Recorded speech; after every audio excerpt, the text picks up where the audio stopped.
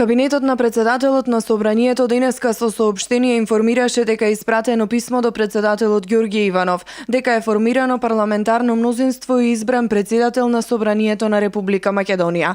Председателот на Собранието на Република Македонија Талат Џафери денеска со писмо го извести председателот на државата Ѓорѓе Иванов дека е формирано парламентарно мнозинство и избран председател на Собрание на Република Македонија. Се наведува во соопштението.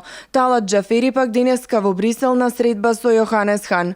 Џафери истакнува дека ќе чека 10 дена одговор од председателот Ѓорѓе Иванов на писмото кое му го доставил денеска, со кое го известува дека е формирано парламентарно мнозинство и е избран председател на Собранието.